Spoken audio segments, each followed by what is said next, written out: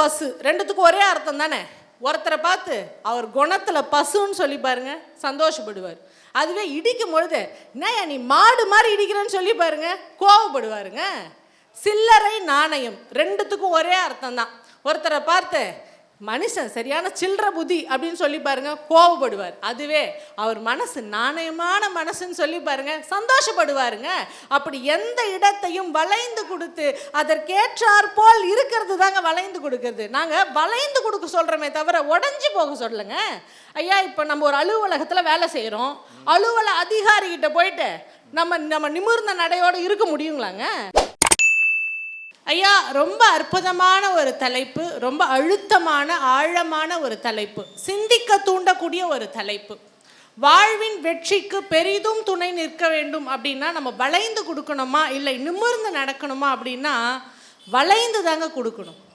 இப்போ ஒரு நதியே ஒரு சமுத்திரத்தை அடையணும்னு வச்சுக்கோங்களேன், அது போகக்கூடிய பாதைகளில் எத்தனையோ மேடு பள்ளங்கள் இருக்கலாம், காடு மலைகள் இருக்கலாம். எத்தனை தடைகள் இருந்தாலும் அத்தனை தடைகளுக்கு ஏற்ற மாதிரி அந்த நதி வளைஞ்சு போனாதாங்க அது சமுத்திரத்தை அடைய முடியும். இல்லை நான் நிமிர்ந்து தான் இருப்பேன்னா குட்டையாக தேங்கி தான் இருக்கணும். வாழ்க்கையும் அப்படிதான். அது எந்த போக்கில் போகிறதோ அதன் போக்கில் போனாதாங்க வாழ்க்கையில் வெற்றி அடைய முடியும்.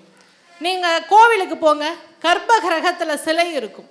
அந்த சிலை உருவாகும் பொழுதே நீங்கள் கவனித்து பாருங்கள், எந்த ஒரு கல் சிற்பியினுடைய உளி கேட்சார்வாறு வளைந்து கொடுக்குதோ அந்த கல் தான் கர்ப்பகிரகத்திலேயே சிலையாக முடியும். இல்லை நான் நிமிர்ந்து தான் இருப்பேன்னு கூடிய கற்கள் படிக்கற்களாக தான் மாறுமே தவிர இறைவனுடைய சிலையை ஆக முடியாது. ஜெயஸ்ரீ, நிமிர்ந்து நடப்பதற்கும் வளைந்து கொடுப்பதற்கும் வித்தியாசம் என்ன தெரியுங்களா? நிமிர்ந்து நடப்பது என்பது பலத்தை கொடுக்கும், ஆனால் வளைந்து கொடுப்பது பக்குவத்தை கொடுக்கும்.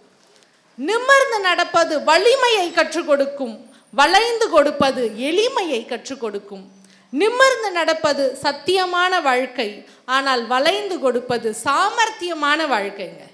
இன்னைக்கு இருக்கக்கூடிய பிள்ளைகள் கிட்ட நடுவர் அவர்களே, நான் நிமிர்ந்த நன்னடையோடு தான் இருக்க வேண்டும் அப்படின்னு சொல்லி பாருங்க, என்ன அங்கிள் பூமராக பேசுகிறாரு, ரொம்ப கிரிஞ்சாக இருக்கிறாருன்னு. இன்னைக்கு இருக்கக்கூடிய தலைமுறையே ரொம்ப வித்தியாசமாக இருக்கான் சார். இன்னைக்கு அட்வைஸ்லாம் தேவையில்லை பிள்ளைகளுக்கு, ஆல்டர்னேட்டிவ்ஸ் வேறுபாடு தான் தேவைப்படுதுங்க. ஒரு ஆசிரியர் போய் பாடம் நடத்துகிறாரு, டே தம்பி 10 பாட்டு நடத்த போகிறேன்டான்றாங்க. பையன் சிம்பிளாக சொல்கிறான், டீச்சர் 10 பாட்டுலாம் ரொம்ப போரு, ஒரு குத்து பாட்டு இருந்தால் போடுங்கன்றாங்க. அவங்கிட்டலாம் போய் நிமிர்ந்த நன்னடையோடு பேச முடியுமா? நான் ஒரு பள்ளிக்கு ஆசிரியராக இருந்தேன். என்கிட்ட படிக்கிற பையன் என்கிட்ட வந்து சொன்னான், டீச்சர் எனக்கு உங்களை விட எங்கள் அம்மாவை விட உங்களை தான் டீச்சர் ரொம்ப பிடிக்கும்னா. சே, ஒரு தேசிய விருது வாங்கின சந்தோஷங்க எனக்கு. ஏண்டா ராஜா அவ்வளோ அன்பா பாசமா அப்படின்னேன். இல்லை டீச்சர், எங்கள் அம்மாவாவது என் ஒருத்தனை தான் ராத்திரி தூங்க வைப்பாங்க, ஆனால் நீங்கள் அட்டிய டைமில் கிளாஸில் இருக்கிற 60 பேரையும் தூங்க வைக்கிறீங்களேன்றாங்க. அவங்கிட்ட போயிட்டு கண்டிப்பாக இருந்தால் முடியுமா?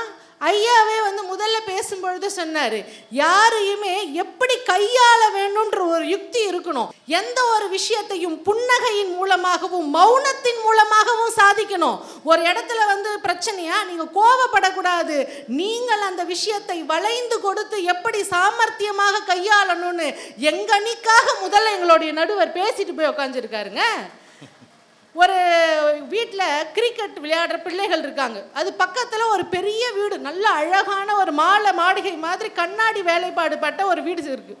பக்கத்தில் தினமும் பசங்க கிரிக்கெட் விளையாடி அந்த வீட்டினுடைய கதவு ஜன்னல் எல்லாத்தையும் உடைக்கிறது வேலையாக வச்சுருக்கான். பசங்க கிட்ட கூப்பிட்டு, டே தம்பி விளையாடக்கூடாதுன்னு சொன்னால் கேட்பானா? எதை செய்யக்கூடாதுன்னு சொல்கிறோமோ அதை செய்யறதுல தான் நம்ம பசங்க ஈடுபாடாக இருப்பாங்க. ஓனர் யோசித்தார், எப்படியாவது இந்த பசங்களை விளையாட விடாமல் பண்ணணும். என்ன பண்ணலான்னு யோசித்தவர் அந்த பிள்ளைகளை கூப்பிட்டு சொன்னாராம், டே தம்பி சூப்பராக விளையாடுறீங்க, தினமும் இதே மாதிரி வந்து விளையாடுங்க, உங்களுக்கு தினம் 100 ரூபாய் பரிசு தரேன்னு இருக்கார். பசங்களுக்கு ஒரே சந்தோஷம். அதே மாதிரி அடுத்த நாள் விளையாட வந்திருக்காங்க, பிள்ளைகளை பாராட்டி 50 ரூபா கொடுத்துருக்காரு. பசங்களுக்கு புரியல, 100 ரூபாய் தானே தரேன்னு நீங்கள் அங்கிள் 50 ரூபா குடிக்கிறீங்க. நீங்கள் இல்லைடா இன்னைக்கு 50 ரூபா தான்டா இருக்குது வச்சுக்கோன்னு இருக்கார். அதே மாதிரி அடுத்த நாள் விளையாட வந்திருக்காங்க, பிள்ளைகளை பாராட்டி 20 ரூபா கொடுத்துருக்காரு. அங்கிள் நேற்றே 50 கொடுத்தீங்க, இன்னைக்கு 20 ரூபா கொடுத்துட்டீங்க. டே தம்பி இன்னைக்கு சில்லற அவ்வளோதான்டா இருக்குது வச்சுக்கோன்னு இருக்கார். அடுத்த நாளும் விளையாட வந்திருக்காங்க. பிள்ளைகள் அதே மாதிரி பாராட்டி 5 ரூபா கொடுத்துருக்காரு.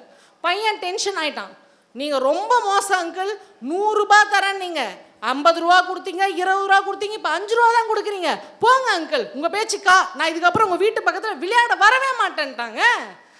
இன்னைக்கு பிள்ளைகள் கிட்ட அவ்வளோ சாமர்த்தியமாக நம்ம பேச வேண்டியதாக இருக்குங்க. எந்த ஒரு இடத்துலையுமே நீங்கள் எடுத்துக்கோங்க, நீங்கள் எப்படி அந்த இடத்தை கையாளுகிறீர்கள் என்பது தாங்க முக்கியம். ஒரு பேங்க்குக்கு போகிறீங்க, காசு வித்ட்ரா பண்ணுறீங்க, ஒரு நோட்டு கம்மியாக இருக்குன்னு வச்சுக்கோங்களேன். அதிகாரிகிட்ட ஐயா ஒரு நோட்டு கம்மியாக இருக்குன்னு சொல்லி பாருங்க, கோவப்படுவார்.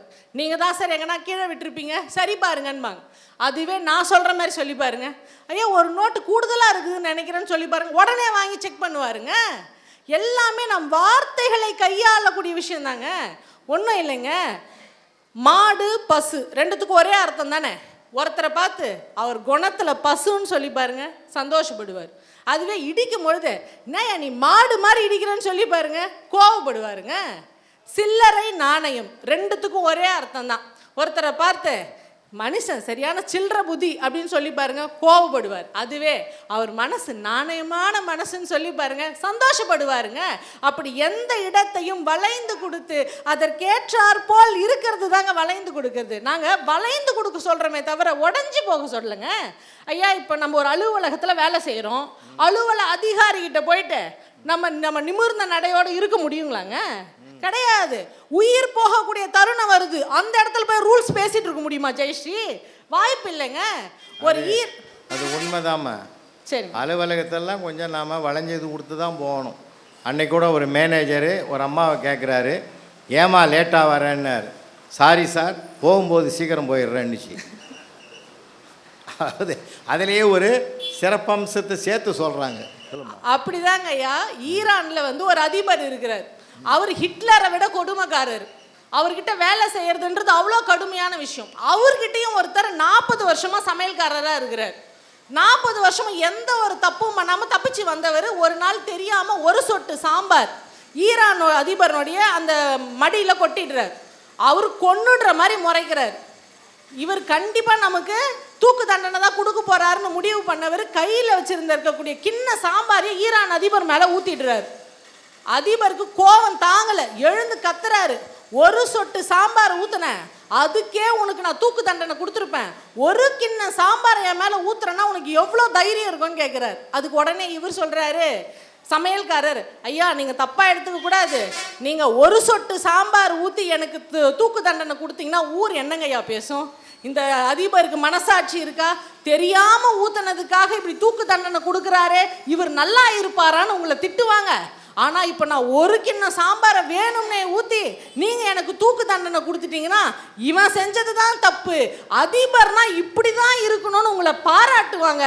அதனால தான் நான் ஊற்றினேன்னு அந்த இடத்திற்கு சாமர்த்தியமாக ஒரு பதிலை சொன்னதுனால அவருக்கு 10,000 ரூபாய் இன்க்ரிமெண்ட்டையும் கொடுத்து வாழ்நாள் முழுக்க ஒரு மகிழ்ச்சி அடைய முடியும்னு சொன்னால் நம்ம வாழ்க்கையில் அப்படி பல சந்தர்ப்பங்களை சந்திக்க வேண்டியதாக இருக்குங்க. அந்த சூழ்நிலைக்கு ஏற்ற மாதிரி வளைஞ்சு கொடுக்கணும். எல்லா நேரத்துலையும் ரூல்ஸ் பேசிகிட்டு இருக்கக்கூடாதுங்க ஐயா. வளைந்து கொடுப்பதுன்றது ஒரு தவறான செயல் கிடையாதுங்க, அது ஒரு சாமர்த்தியம் தான். நம்ம எல்லோருக்கும் தெரிஞ்ச கதை தாங்க.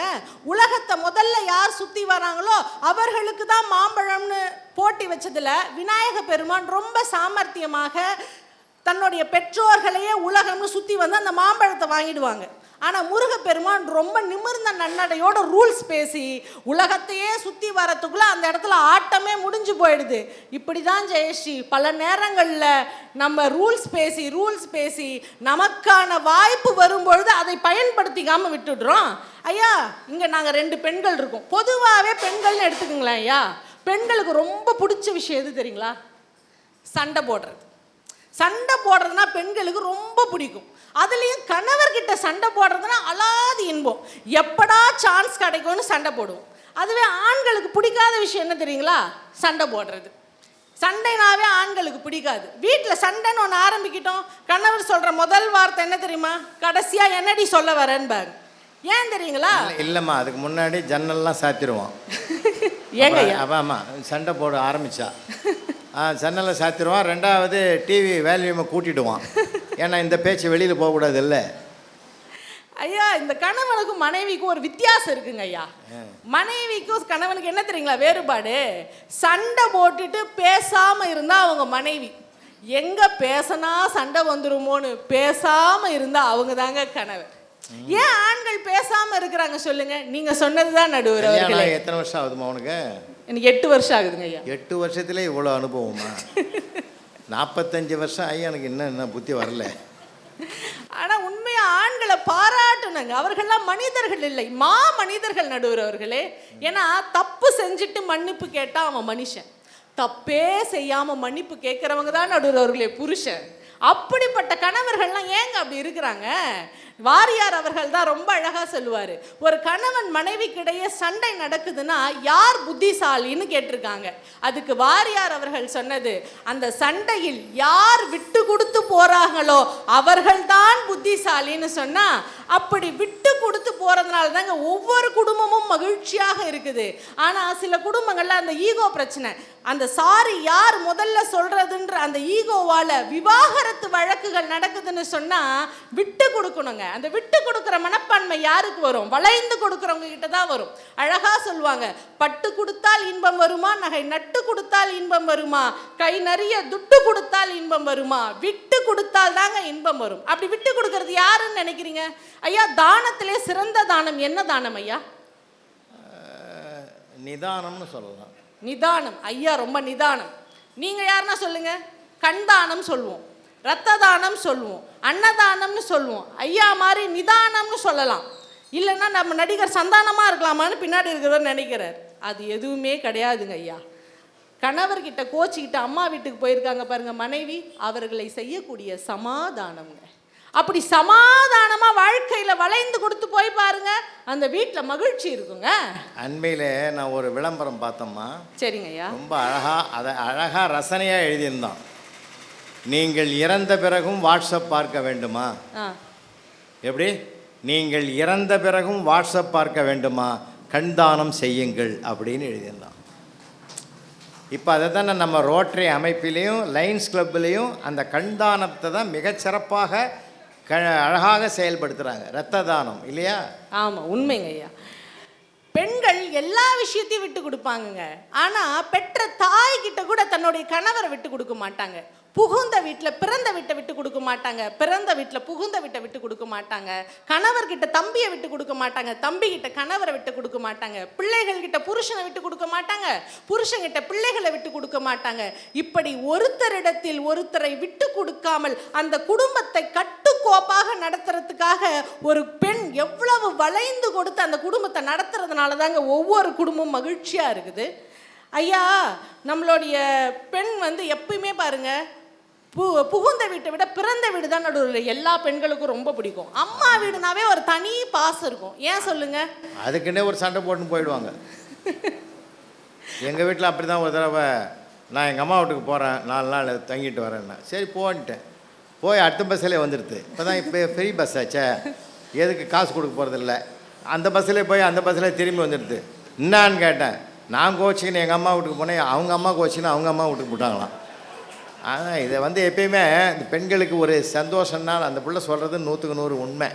பிறந்த வீட்டுக்கு போகிறதுக்குன்றது அது குடிசையாக இருந்தாலும், மாளிகையை விட்டு புகுந்த இடம் மாளிகையாக இருந்தாலும், பிறந்த வீடு குடிசையாக இருந்தாலும், அங்கே போய் 1 மணி நேரம் அதை உட்காந்துட்டு வந்தால் தான் அதுக்கு ஆத்மாவே சாந்தி அடையும். இது தமிழ்நாட்டு பெண்களுக்கு இருக்கிற தனி மரியாதை. உண்மைங்க. ஏன் தெரியுங்களா? எங்களுக்கு அம்மா வீடு தான் மாமியார் வீடை விட ரொம்ப பிடிக்குது. ரெண்டுத்துக்கும் ஒரு சின்ன வித்தியாசம் தாங்க. சரியாக சாப்பிடாம தூங்காம வேலையே செஞ்சுட்டு இருந்தா அது மாமியார் வீடு. சாப்பிட்றதும் தூங்குறதும் மட்டுமே வேலையாக செஞ்சுட்டு இருந்தா அது அம்மா வீடுங்க. அந்த ஒரு மகிழ்ச்சியோட திருமணத்துக்கு முன்னாடி ஒவ்வொரு பெண்ணும் இளவரசியாக இருப்பாள். ஆனால் புகுந்த வீட்டுக்கு வந்த உடனே அப்படியே அந்த குடும்பத்துக்கு ஏற்ற மாதிரி வளைந்து கொடுத்து அதுக்கேற்ற மாதிரி மாறிடுவாங்க. அதனால தான் ஒவ்வொரு பெண்ணையுமே நதியோடு நீரோடு தண்ணீரோடு ஒப்பிடுவாங்க. ஏன்னா தண்ணி நீங்கள் எந்த பாத்திரத்தில் ஊற்றினாலும் அந்த பாத்திரத்துக்கு ஏற்ற வடிவத்தில் மாறிடும். அதே உண்மைதாம்மா. பெண்களை நதியோடு சொல்கிறது ரொம்ப 100க்கு 100 உண்மை. அதனால தான் எதுவும் ஒற்றுமையாக வரமாட்டேனுது. நதி நீர் இணைப்போன்னு சொல்கிறானே தவிர எந்த நதியும் இணைய மாட்டேனுது. சொல்லுங்க. அப்படி இல்லைங்க ஐயா. பெண்கள் எப்படி தண்ணீர் வந்து அந்த பாத்திரத்துக்கு ஏற்ற வடிவத்தில் இருக்குதோ அதே மாதிரி பெண்கள் தான் ஏற்றுக்கொள்ளக்கூடிய கதாபாத்திரம், அது அம்மாவா இருக்கலாம், அக்காவா இருக்கலாம், சித்தியாக இருக்கலாம், ஓரகத்தியா இருக்கலாம், மாமியாராக இருக்கலாம், அந்த கதாபாத்திரத்துக்கு ஏற்ற மாதிரி தன்னை மாத்திக்கிட்டு வளைஞ்சு கொடுத்து அந்த குடும்பத்தை அப்படி முன்னேற்றுவாங்க பாருங்க. அதுல தாங்க வெற்றி அடங்கியிருக்கு. குடும்பத்தை அம்மா டீல் பண்ற மாதிரி யாராலையும் டீல் பண்ண முடியாது. பையன் மழையில நினைஞ்சிட்டு வந்தானா, அதை பார்த்த தாத்தா சொன்னாராம், ஏன்டா அறிவு இருக்கா, மழை வருதுன்னு தெரியுதுல்ல, ஓரமா நின்றுட்டு வரக்கூடாது அப்படின்னாராம். அப்பா வந்தாராம், ஏன்டா அறிவு இருக்கா, மழை வருதுன்னு தெரியும்ல, கொடை எடுத்துட்டு போக கூடாதுன்னாராம். இப்படி எல்லாரும் உனக்கு அறிவு இருக்கா, உனக்கு அறிவு இருக்கான்னு பையனை திட்டிட்டு இருந்தாங்களாம்.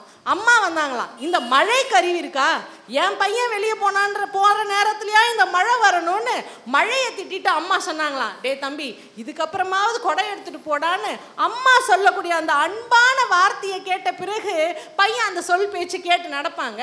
காரணம் என்ன தெரியுமா?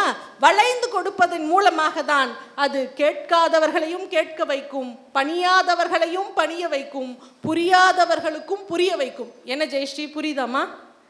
இது திருமணத்தில் மட்டும் கிடையாதுங்க, ஒரு காதல் கூட எடுத்துக்கங்க. ஒரு காதலன் காதலியோடைய காலை மிரிச்சிட்டு இருக்கான், காதலி டென்ஷன் ஆகிட்டு இருக்கா, ஏன்டா இப்படி என் காலை எருமை மாதிரி மிதிக்கிறேன்னு.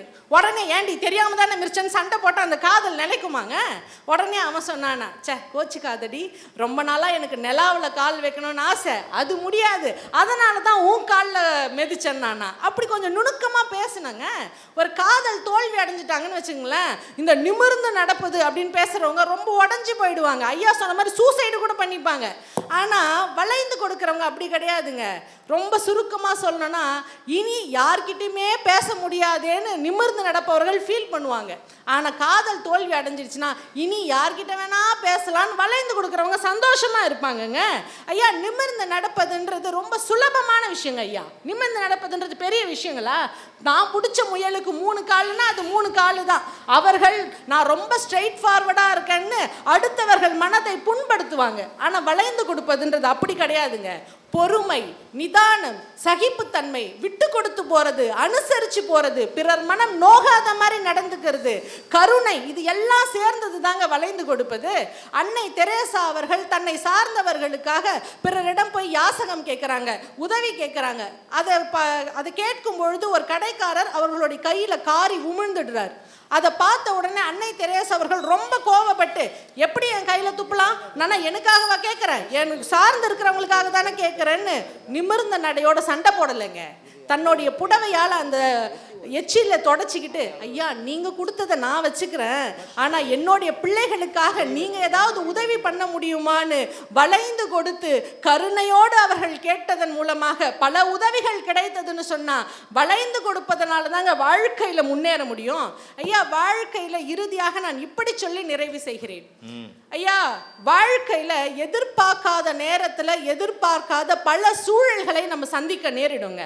பல பொருளாதார சிக்கல்கள் ஏற்படும், வியாபாரத்தில் தோல்வி ஏற்படும், அளவிட முடியாத இழப்பு நேரிடலாம், துரோகம், பஞ்சம், பசி, பட்டினி, ஏமாற்றம், உயிரிழப்பு, வேலையில்லா திண்டாட்டம்னு நம்ம வாழ்க்கையில் நினைத்து பார்க்க முடியாத நேரத்தில் பல கஷ்டங்கள் வரும். அந்த எல்லா நேரத்திலையும் நிமிர்ந்த நடையோடு இருக்க முடியும்னு கேட்டால் கண்டிப்பாக இருக்க முடியாதுங்க. வாழ்க்கையில் அத்தனை கதவுகள் மூடினாலும் நமக்கான ஒரு கதவு திறந்திருக்குதுன்ற நம்பிக்கையோடு நம் வாழ்க்கை போகும் பாதையில் அதற்கேற்றார் போல் போய் வளைந்து நெளிந்து போனால் வாழ்க்கையில் நமக்கான வசந்த கதவு நிச்சயமாக திறந்திருக்கும். அதுதான் வெற்றியை நமக்கு தரும் என்று நல்ல தீர்ப்பை நீங்கள் வழங்குமாறு பணிவன்புடன் கேட்டு விடைபெறுகிறேன். நன்றி, வணக்கம்.